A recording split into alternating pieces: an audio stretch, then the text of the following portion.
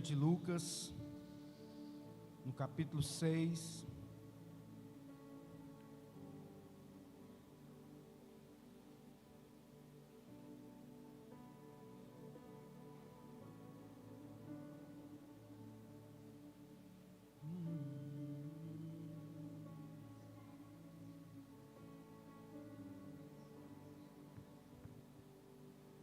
Lucas, capítulo 6.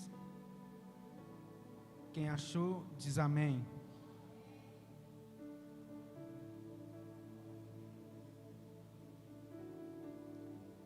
Versículo 43 em diante diz assim: porque não há boa árvore que dê mau fruto, e nem má árvore que dê bom fruto. Porque cada árvore se conhece pelo seu próprio fruto. Pois não se colhe figo de espinheiros, nem se vidimam uvas dos abrolhos. O homem bom, do bom tesouro do seu coração tira o bem, e o homem mau, do mau tesouro do seu coração tira o mal. Porque da abundância do seu coração fala a boca.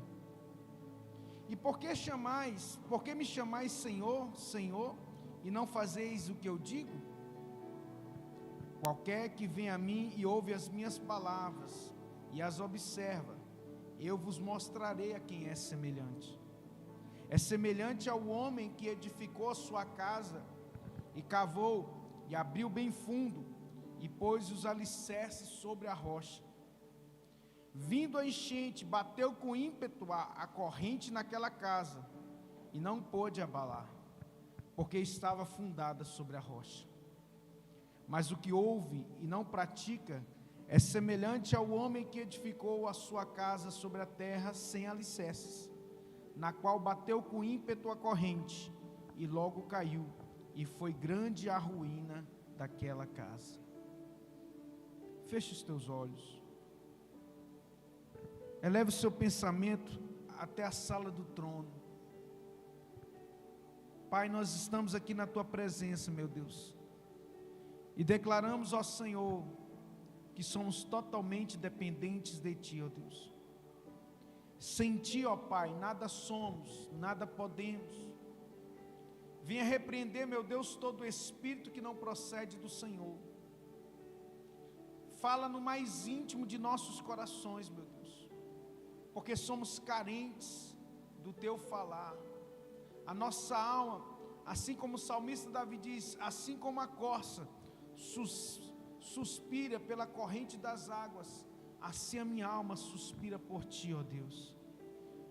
Venha, ó Deus, ao encontro das nossas necessidades, e repreenda, meu Deus, tudo aquilo que nos afasta do Senhor. Abençoa Teu povo aqui reunido, e todos aqueles, ó Deus, que nos assistem pelas redes sociais. Glorifica o Teu nome, em nome de Jesus. Diga glória a Deus. Pode se assentar no teu lugar, aleluias. Louvado seja o nome do Senhor. Querido, nós cremos que Deus, Ele é poderoso para estabelecer coisas extraordinárias na nossa vida, amém?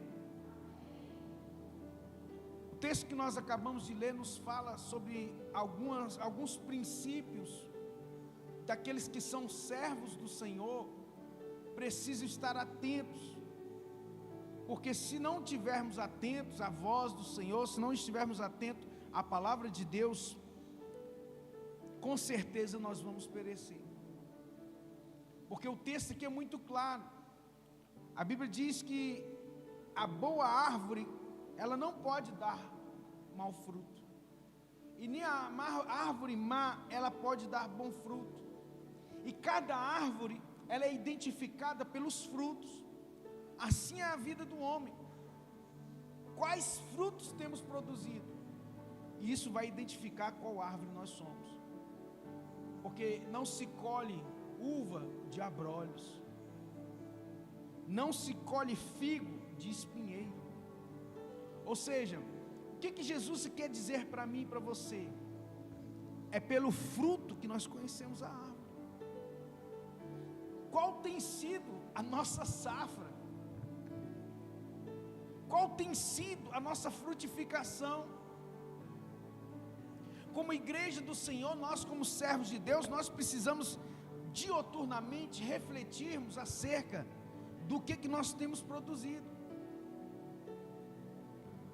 O Senhor Jesus alerta para aqueles que se dizem servos do Senhor. Olha, Ele diz assim: o homem bom do bom tesouro do seu coração tira o bem, mas o homem mau do mau tesouro do coração tira o mal, porque da abundância do seu coração fala a boca. E aí no versículo 46 ele diz assim: por que me chamais de Senhor, Senhor, e não fazeis o que eu digo? Então Jesus ele traz um alerta aqui, dizendo o seguinte: olha, não adianta você me chamar de Senhor, se você não me obedece. Por que me chamais de Senhor e não fazeis o que eu digo? Nós estamos falando de frutos, de bons frutos e de maus frutos. Nós estamos falando de que fruto que verdadeiramente somos e que produzimos. Fala sobre identidade. Lá em João capítulo 15, preste atenção nisso. A Bíblia diz assim: toda vara que em mim não der fruto, será cortada e lançada no fogo. Porém, toda árvore que em mim der fruto, ela será podada e vai produzir mais frutos. Nós somos as varas e o Senhor, Ele é a árvore. A Bíblia diz assim, ó: eu sou, como é que é o texto lá de João 15? Diz assim, eu sou a videira verdadeira. Obrigado, deu um branco aqui. Eu sou a videira verdadeira e o meu pai é o agricultor. Então quem é a videira verdadeira? Jesus. Toda vara que em mim não der fruto, será cortada. Preste atenção no que o texto diz. Toda vara que produz frutos, será podada. De sorte que não tem como você ficar ligado na videira sem produzir frutos. E mais uma vez aqui em Lucas 6, o Senhor nos fala sobre frutos. Não tem como você ficar ligado na videira verdadeira e dar mau fruto, ou não produzir fruto. Porque se você não produzir, você vai ser cortado. É por isso que tem muitas pessoas que não ficam na igreja, porque o próprio Senhor se encarrega de podar, de tirar. Porém, aqueles que produzem, o que acontece? Passa por luta, passa por a dificuldade, mas permanece firme. Por quê? Porque Jesus está podando aquilo ali, ó. O agricultor está podando ali, ó. Quem que é o agricultor? É o Pai. Então, muitas pessoas não permanecem na obra do Senhor, no reino de Deus. Por quê? Porque não produzem frutos. E Jesus diz: toda a vara que em mim não produzir frutos será cortada, e depois vai ser lançado no fogo. Jesus falava isso com parábolas. Muitas pessoas não permanecem, porque Deus dá um tempo para a pessoa produzir. Lembra aquela outra parábola que Jesus disse? Que quando ele disse assim: eu vou cortar essa árvore, vou jogar fora, porque já tem 3 anos que eu vim aqui, ela não produz nada. Senhor, dá mais um tempo. Temos um tempo, o Senhor nos dá um tempo para produzir. Se a gente não começar a produzir, aí quando você não dá o fruto, quando você não produz o fruto, aí a pessoa vai começar a esfriar. Sabe aquele galho que começa a murchar na árvore, de repente ele seca e cai? Assim é os crentes que não produzem frutos. Porque se eu estou ligado na videira, eu tenho que produzir. Se eu estou ligado na videira, eu preciso frutificar. No entanto, se eu não frutificar, eu vou murchar e vou cair. Mas se eu começar a dar fruto, o Senhor vem e começa a dizer: tá certinho, mas deixa eu tirar aqui as arestas, deixa eu cortar aqui um pouquinho. E isso aí o Senhor vai nos aperfeiçoando como pessoas, como servo de Deus. Por isso que tem muitos crentes que dizem assim: rapaz, mas na igreja a gente só tem luta. Quem está lá no mundo, irmão, não está nem aí para a luta não, vai vivendo, a Deus dará, mas chegará uma hora da prestação de conta. Nós temos visto aí a natureza, né, com dores de parto. Eu tenho 30 anos, quase 30 anos que eu moro em Patinga, eu nunca presenciei o que nós temos visto aqui. Os irmãos mais antigos dizem que em 89 teve uma grande cheia em Patinga, 79 também, 79, né? Agora 2025. A cidade a qual eu nasci, lá no Ceará, também teve grandes enchentes. Eu me lembro, eu era menino, e a cidade era num vale, né? E o rio ficava acima do nível. Então, quando chovia muito, o rio transbordava e entrava para dentro da cidade. Então, direto tinha enchente.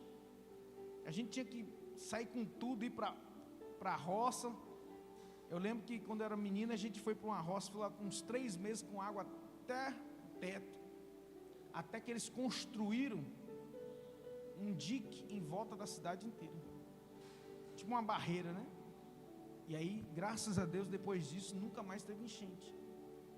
Então, muitas vezes o que falta na nossa vida é a gente se preparar para as coisas. Aí depois que ele fala de fruta, ele fala sobre uma coisa muito interessante que a gente pode extrair para os dias de hoje, que a gente pode crescer. Olha o que ele diz: qualquer que vem a mim e ouve as minhas palavras e as observa, eu vos mostrarei a quem é semelhante. Qualquer que vem e ouve, não basta vir, tem que ouvir e obedecer.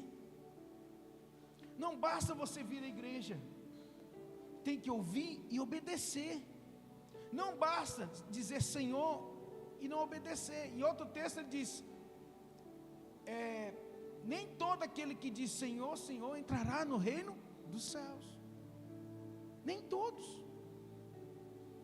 E ele diz, é semelhante ao homem que edificou uma casa, cavou, abriu bem fundo, cavou, está edificando uma casa. Que casa é essa? Somos nós. Essa casa é você. É semelhante ao homem que edificou uma casa. Essa casa somos nós. Deus não habita em templos feitos por mãos humanas. Nós somos o templo vivo do Senhor. O apóstolo Paulo diz que Deus, né, nós somos o santuário das moradas do Altíssimo. Nós somos a habitação de Deus. Então essa casa somos nós. E aí olha só que revelação tremenda. Ele edificou uma casa, ele cavou, ele abriu bem fundo, fala de profundidade. Crente raso, meu irmão, não tem raiz. Tem outro versículo que o Senhor diz assim, sabe aquela semente que caiu sobre uma terra dura, que logo nasceu, mas veio o sol, veio aquele ali, mas porque ele não tinha raízes profundas, logo ele morreu. Então, crente que não tem raiz profunda, que não cava fundo, não está apto, não está edificando verdadeiramente. E ele continua dizendo, abriu bem fundo, pôs alicerces sobre a rocha. Onde tem sido o seu alicerce? Alicerce, irmão, fala de base, de estrutura. Todo grande prédio, toda grande construção, ela precisa ter uma base muito sólida. Ela não pode ter uma base instável. Nós temos visto aí, casas desmoronando. Por quê? Porque geralmente são construídas em encostas e não tem uma base muito profunda. E a estrutura não aguenta aquela quantidade de peso que vem dos entulhos. Então Jesus está dizendo aqui o seguinte: se você não tiver uma profundidade, e nessa profundidade você firmar estacas, que são alicerces, sobre uma rocha, você não vai aguentar. Tem muitos crentes que não aguentam, por quê? Porque o alicerce dele não é Jesus. Que rocha é essa? O alicerce, a rocha da minha vida é Cristo. Não pode ser o dinheiro, não pode ser as pessoas, não pode ser os amigos. O alicerce de todo crente tem que ser Cristo.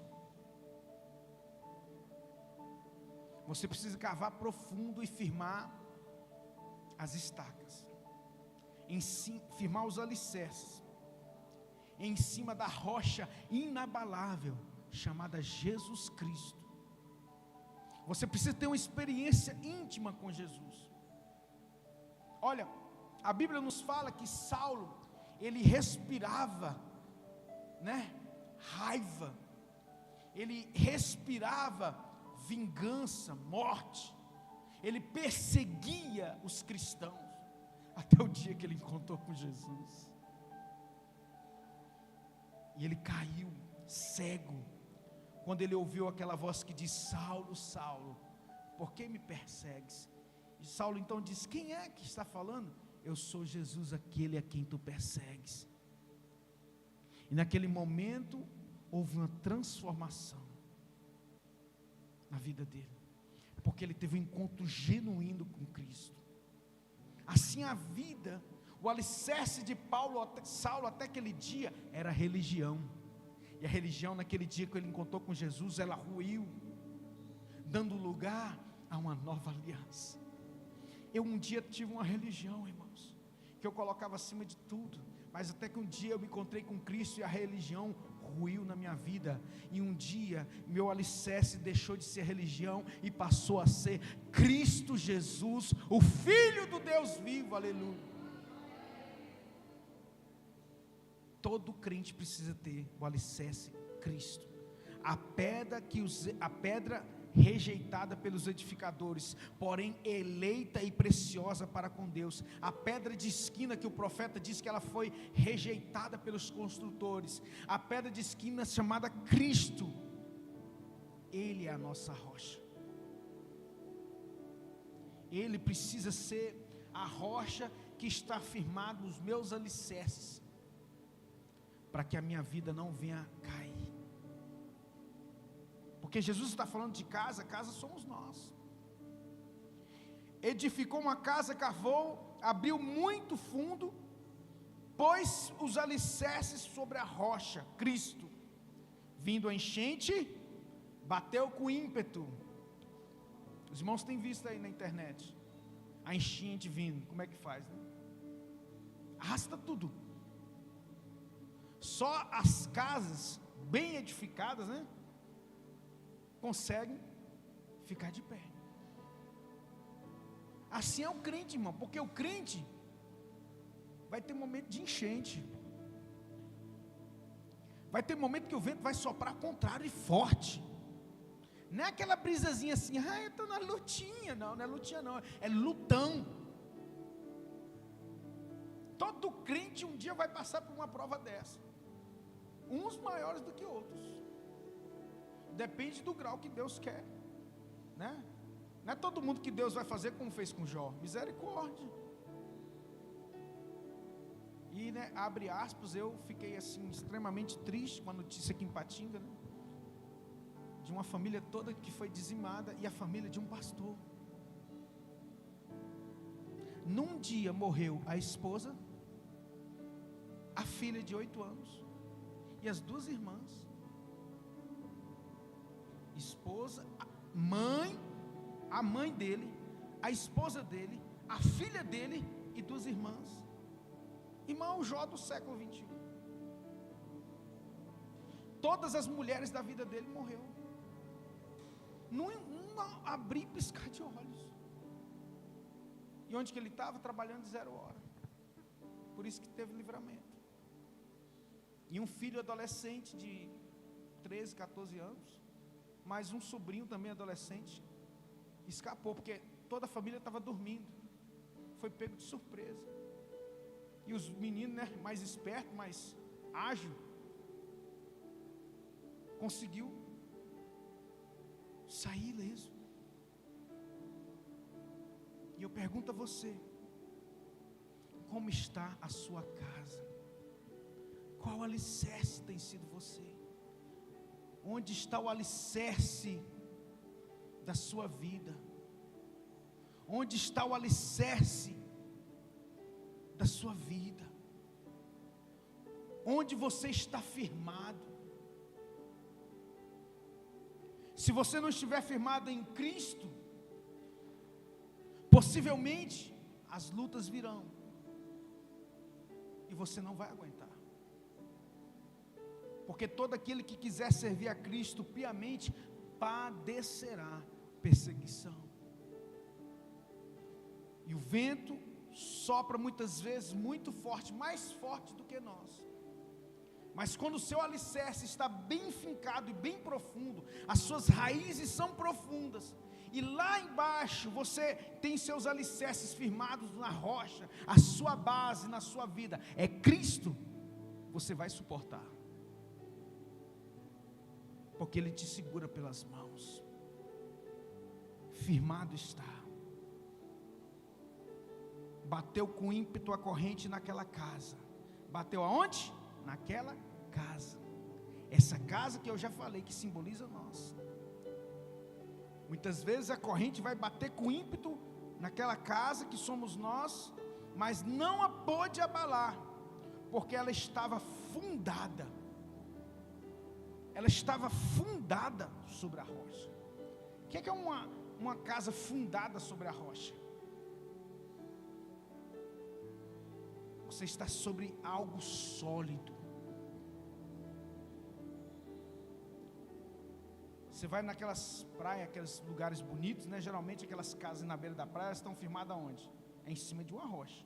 Porque se tiver areia, meu irmão, a onda vai bater e vai levar. Então a gente precisa saber onde que a gente está edificando a nossa casa. E aí Jesus diz assim, ó: aquele que ouve as minhas palavras, mas o que ouve as minhas palavras e as observa, é esse homem que edificou a sua casa sobre a rocha. Então tudo que você vai fazer na tua vida, as escolhas, a forma como você vai fazer, como você vai falar, como você vai viver, tem que ser de acordo com Cristo, com os ensinamentos dele. Fazendo isso, Jesus está dizendo: você está edificando sua casa sobre a rocha. Você está bem firmado. Por quê? Porque você está edificando sua casa sobre princípios eternos. A sua vida é sólida, mas o que ouve não pratica.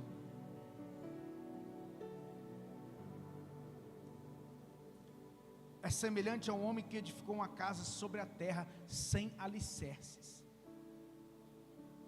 na qual bateu com ímpeto a corrente, e logo caiu, e foi grande a ruína daquela casa.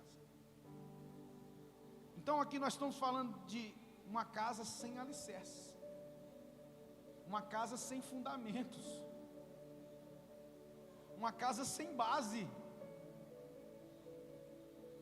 Ou seja, um crente que não obedece a Jesus, que não segue os seus princípios, ele é essa casa que vai cair. Como eu disse, é por isso que muitos não permanecem na obra do Senhor, no reino de Deus. Por quê? Porque ele não está firmado na rocha. Ele não construiu alicerces. Ele veio porque ele queria uma porta aberta de emprego. Ele veio e quando a porta se abriu, ele foi e não voltou mais. Ele veio para poder arrumar uma esposa, aí Deus deu uma esposa, ele foi embora com a esposa e não voltou mais.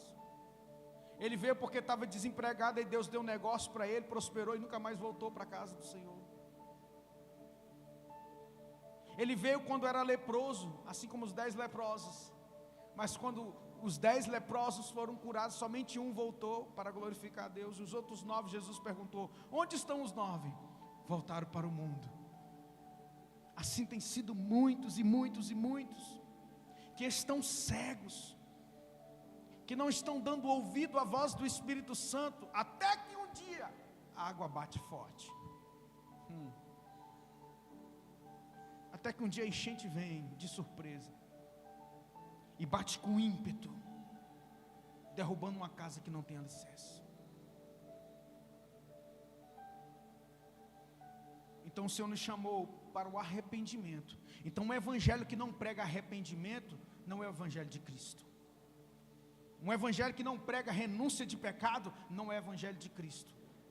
Um evangelho que só fica massageando, venha meu lindo, venha, você é o amado de Deus. Sim, nós somos amados de Deus, mas Ele disse que nós precisamos renunciar e pegar a cruz dia após dia.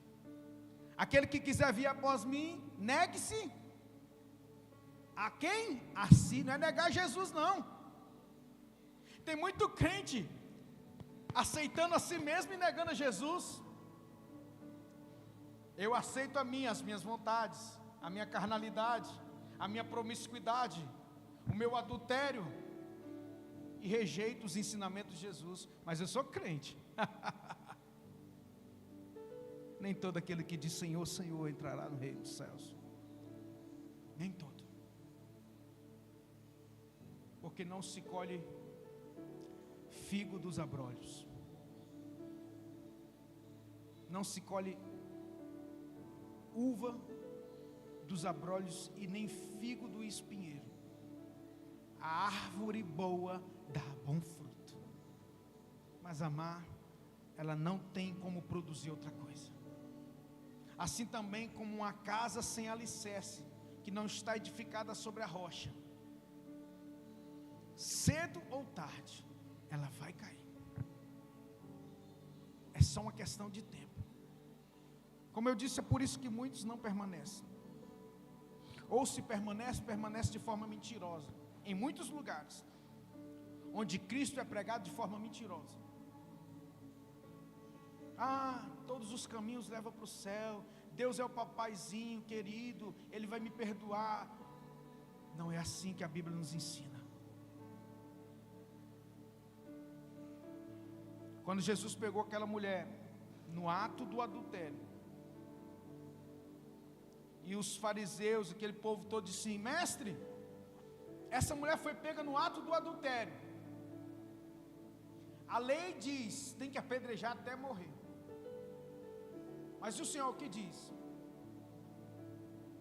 A Bíblia diz que Jesus estava escrevendo na areia, e Ele voltou para aqueles homens e disse: quem não tem pecado, que atire a primeira pedra. Aí a maioria das pessoas só fica nessa primeira parte.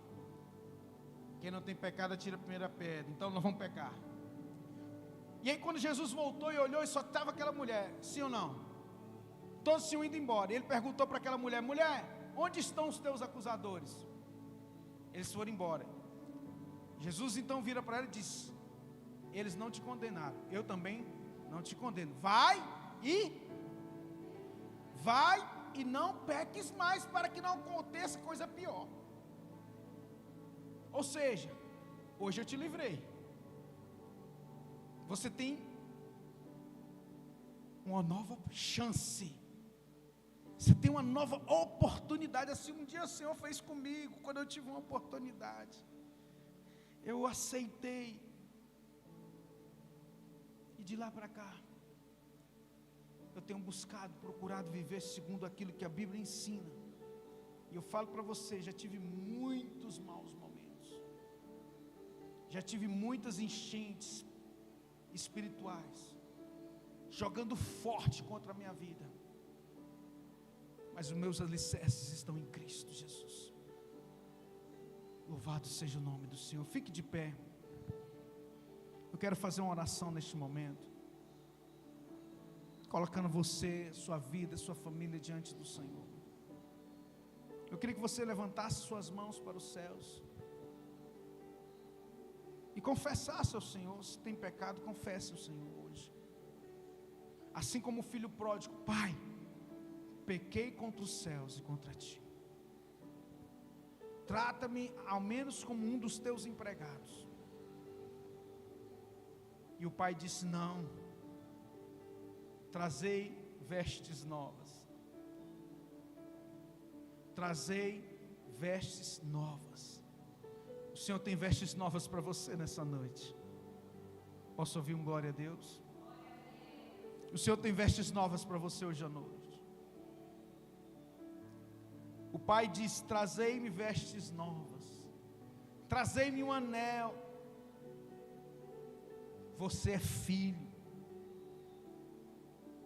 tem vestes novas para você, tem identidade de filho para você, e a alegria do Senhor virá sobre ti mais uma vez. Pai, nessa noite eu coloco, Deus, os teus filhos diante do Senhor, e todos aqueles que nos assistem, que a tua unção poderosa possa estar envolvendo suas vidas, quebrando os grilhões e as amarras, aqueles que precisam de uma libertação, no nome mais poderoso do universo, o nome de Cristo Jesus. Seja livre nessa noite, seja curado nessa noite, seja liberto dos vícios, seja liberto do pecado que tão de perto nos rodeia, seja curado na sua alma está sangrando, você tem ficado triste, amargurado, no nome santo do Senhor, receba a cura na sua alma. Está faltando alegria, a palavra de Deus diz que na presença do Senhor até a tristeza salta de alegria. Por isso, Espírito Santo, é o Senhor que convence o homem do pecado, da justiça e do juízo. Vem, Espírito Santo, vem sobre os teus filhos nessa noite. Tira, meu Deus, toda mente cauterizada pelo pecado. Tira, meu Deus, também toda acusação maligna de Satanás, que impede essa pessoa de se achegar a ti. De sorte que os teus filhos continuem a produzir a 30, a 60 e a 100 por um. E aqueles que ainda não edificaram a sua casa sobre o alicerce, sobre a rocha, comece hoje a construir algo verdadeiramente para a eternidade. No nome mais poderoso do universo, o nome de Cristo Jesus, diga: eu creio, eu tomo posse dessa palavra sobre a minha vida, em nome de Jesus. Se crê, aplaude bem forte ao Senhor e dá glória a Deus. Querido, nós estamos chegando ao término do nosso culto. Eu gostaria de agradecer a presença de cada um dos irmãos. Muitos irmãos não estão aqui hoje, mas você está aqui. Alguns irmãos estão nos assistindo pela internet. Importante é que você sempre edifique a sua casa sobre a rocha, e que você possa manter as suas lâmpadas cheias de azeite, porque os dias são maus. Os dias são maus, e a gente não sabe a hora e o momento em que o Senhor vai nos chamar, a hora e o momento em que o Senhor Jesus vai vir buscar a sua igreja, de sorte que você possa ser